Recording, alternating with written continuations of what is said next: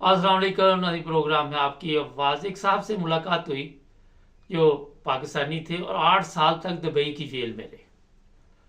बातचीत में पता चला कि जेल जाने की वजह यह थी कि गलत लोगों की सोबत। आपको पता है कि जब आपको कोई ऐसे लोग मिल जाएं जो क्रिमिनल हों तो फिर आपके लिए मसाइल पैदा हो जाते हैं। अब हुआ ये कि इनके ऊपर फ्रॉड का चक्कर था कि आपने पैसा इधर का उधर किया, उधर का इधर किया। ये कहने लगे कि 8 साल तक मैं जंग लड़ता रहा और फिर मैं केस जीत गया, मेरे पे इल्ज़ाम साबित नहीं हुआ, लेकिन ज़िंदगी की 8 साल जो बेहतरीन है वो मैंने वहाँ पे दुबई की जेल में गुजारे।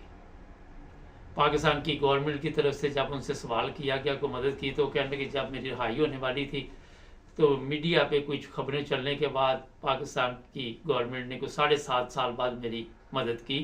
अगर आप यूरोपियन पासपोर्ट रखते हैं, कोई मसला बन भी गया तो वो उसी वक्त आपकी हेल्प के लिए पहुंचते हैं।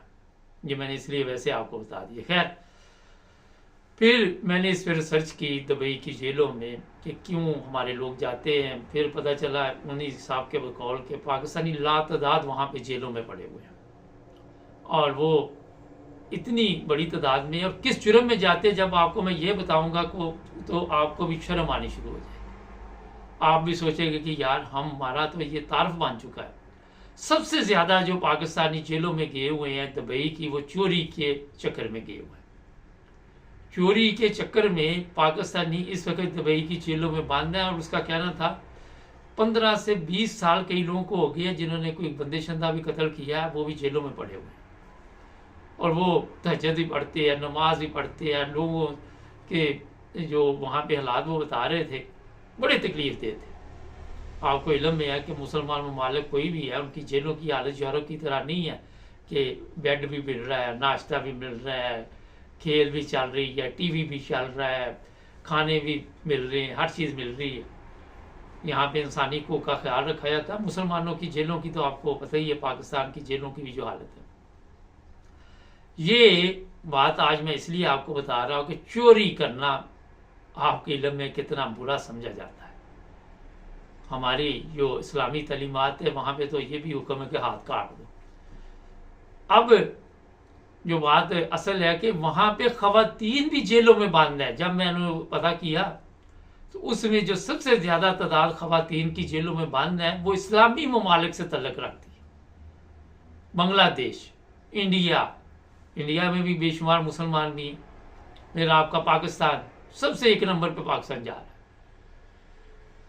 उसकी वजह जब रिसर्च की गई तो ज़्यादा सिंध के, बलूचिस्तान के लोग भी हैं, पंजाब के लोग भी हैं। वजह ये जो मैंने अपने तौर पे भी थोड़ी रिसर्च की, पता किया तो तालीम की कमी, तालीम नहीं है। गैर कानूनी तौर पे कराची से, ग्वादर से लोग जो है वो दुबई जाते हैं। अब उनको काम नहीं मिलता। जब आप पहले चोर रास्ते के जरिए वहां पे गए हो और ऊपर से काम नहीं आपको मिला तो आपने चोरी करनी है ना, और क्या करोगे। फिर जब आप चोरी करते हैं तो वो पकड़ लेते हैं। फिर वो पकड़ के आपको कितनी देर बाद सजा सुनाते हैं, क्या होता है क्या नहीं होता। आना तो फिर भी आपने पाकिस्तान है। चोरी वैसे ही अच्छा नहीं समझा जाता कि कोई आप इल्ज़ाम ऐसा लगाए कि आपने चोरी की है। यहाँ यूरोप में भी और अब पाकिस्तान में भी आपने देखा कैमरे लगे हुए हैं, सीसीटीवी, और जब कोई चोर वो देखते ऊपर उनके लोग के चोरी कर रहा है तो उसको पकड़ लेते, पकड़ के फिर पुलिस के हवाले करते हैं। फिर पुलिस देखती है कि इसका पहले रिकॉर्ड क्या था। यहाँ पे ठीक है, फौरी तौर पर जेल में नहीं भेजा जाता, छोड़ देते हैं, मगर केस चलता रहता है। फिर वो बाद में जज जो भी सजा सुनाता है, मगर जो पेशावर चोर होते हैं उनको नहीं छोड़ते। ये आदत है जो भी चोरी की आप सबके इल्म में है, बहुत ही बुरी है। और वो फिर साहब कहने लगे कि हमारा तारफ बन चुका है कि हम कोई भी पाकिस्तानी कोई चेक भी करते हैं ना तो उनकी नज़र में हम चोर ही होते हैं। ये अगले दिन पता नहीं ये खबर ठीक है या गलत है, अभी तस्दीक करेंगे कि उम्रा के लिए भी मुश्किलात पैदा की जा रही पाकिस्तानियों के लिए, क्योंकि वो वहाँ जाते हैं पाकिस्तान से और मांगने जाते हैं, फिर जेलों में चले जाते हैं। इस पर मैंने पिछले दिनों प्रोग्राम किया था। तो जनाब आज पाकिस्तानी, क्योंकि हुक्मरान भी चोर, ताकतवर लोग भी चोर, जज भी चोर, वकील भी चोर, जलील भी चोर, खबीस भी चोर, आप देख ले पाकिस्तान में चोरी को बुरा समझा ही नहीं जाता, झूठ को बुरा समझा नहीं जाता। और आपने देखा किस तरह लोग जब चोरी करते हैं कई दफ़ा जान भी किसी की ले लेते हैं, अपनी आप को बचाने के लिए दूसरे को मार भी देते हैं, फिर वो सारी ज़िंदगी के लिए गले पड़ जाता है। तो मैं आपको ये कहना चाह रहा हूँ कि पाकिस्तान में जो लोग रहते हैं उनको कम से कम इस चीज़ का ख्याल करना चाहिए। सारे नहीं हैं, कुछ ऐसे भी हैं जो इस तरह के काम को बुरा समझते हैं। मैं कल ही बात हो रही थी यहाँ ऑफिस में कि यार इतने लोग हज के लिए जाते, इतने उम्रे के लिए, कहते अगर सबका कबूल होता तो ये सब की हालत ना बदल चुकी होती। कई लोगों ने ये तजारत शुरू की हुई है, आप देख लें पाकिस्तान में, वो कुराने भी खोल के बैठे होंगे दुकानों वाले, कई उनके पास जाओ छोटा तार देंगे, बेड़ा गर्क कर देंगे आपका। तो इस्लामी तालीम जो है वो आप सब के इल्म में है, मगर क्योंकि एक कौम जो हमारी है वो मेहनती नहीं है, उसने हमेशा शॉर्टकट 2 नंबर रास्ता अख्तियार करने का सोचा होता है। और सबसे जो ज़्यादा स्यापा हमारे मुल्क का है हसद, एक दूसरे की तरफ देखती है कि यार उसने कोठी ऊंची बना ली है, उसने बिल्डिंग ऊंची बना ली, उसने कार ले ली है, उसने रिक्शा ले लिया, उसने बाइक ले ली, हम क्यों ना लें, उसके पास आईफोन है। वो बाबा उसके पास आईफोन है तो उसने मेहनत की है, उसके हालात और हैं, आपके हालात और हैं। हर बंदे के अपने हालात होते हैं, घरों के हालात हर एक के अपने होते हैं, अपना बजट होता है, उसके मुताबिक ज़िंदगी गुजारनी होती।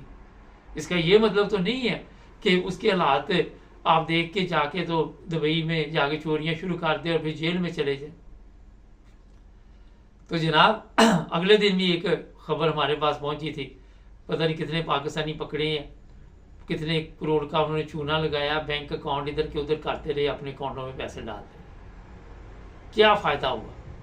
अब 10-15 साल वो जेल में रखेंगे, अंदर ही कहीं मर जाएंगे, खप जाएंगे, पाकिस्तान जाएंगे, चोरी के इल्ज़ाम में आप पकड़े हों कहीं पे तो बाहर जाएं तो लोग आप पे इत्मीनान ही नहीं करते, कोई आपको नौकरी नहीं देता, किसी भी जुर्म में जाएं वो कहते हैं जनाब ये तो काम डाल देगा कोई ना कोई। तो दुबई का वीज़ा लेने के लिए लोग तरसते हैं, कहते जी हम किसी तरह दुबई चले जाए, वीज़ा मिल जाए, वहाँ जाके जॉब करें, काम करें, ये करें वो करें, मगर बाद में पता चलता है जनाब कि अगर उनको वीज़ा नहीं मिला तो वो गैर कानूनी चलेंगे। और फिर जब आप गैर कानूनी वहाँ पर जाएंगे तो आपके साथ जो सलूक होगा वो आप सबके इल्म में। मैंने कुछ वीडियो सोशल मीडिया पे देखी, नीचे ऊपर बेड लगे हुए, एक कमरे में 20-20 लड़के सोए हुए हैं, होश ही नहीं है, किसी से लड़ाई हो रही, यार तूने किराया नहीं दिया इस महीने का, तूने ये नहीं दिया, तूने वो नहीं दिया। इसमें बदकिस्मती है हमारे हुक्मरानों की वजह से हमारे ऊपर आई हुई है कि उन्होंने कभी इस कौम का सोचा ही नहीं, कभी उन्होंने ये गौर ही नहीं किया कि कौम बाहर जाके जलीलो ख्वार होती है। कौम ने भी कभी नहीं सोचा, कौम ने भी सोचा कि ये भी चोर है, हम भी चोर बन जाए। तो दिली कहाँ से आएगी? आप सोच सकते हैं कि कभी वो कहते हैं कि एक चोर था, उसने 10 दफ़ा एक घर में चोरी की, वो एक दिन गुजर रहा था तो वो देखा तो उसका फिर दिया जल रहा, रोशनी उसके घर में। वो सोचने में पड़ गया कि मैंने हर साल इसके घर में चोरी करता हूँ, मेरे घर में दिया नहीं बला जला, रोशनी नहीं हुई। तो जनाब ये चीज़ें आप सब की इल्म में है, और हमारे प्रोग्रामों का मकसद ये होता है कि देखो एक और चीज़ हमारे जहन में है कि यार इसकी ये इतने लोग जेल में है, मैं चोरी करके चला जाऊंगा तो कौन सी पाकिस्तान की इज्जत पाई जानी।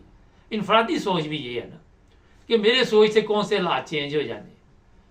अब ये बहुत बड़ी एक जो सोच लेके आप चलते हैं, ये नाकामी की सोच होती है, बुरी सोच है ये।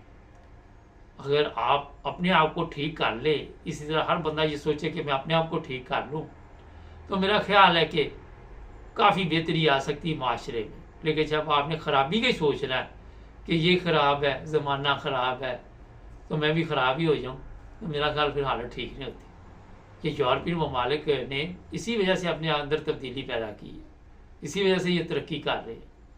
तो ये प्रोग्राम आपको आज जो मैंने बताया, इससे कुछ सीख लेंगे तो आपका फ़ायदा, नहीं सीखेंगे तो फिर क्या मैं कर सकता हूँ। हमारे साथ जुड़े रहे, सब्सक्राइब कर लें।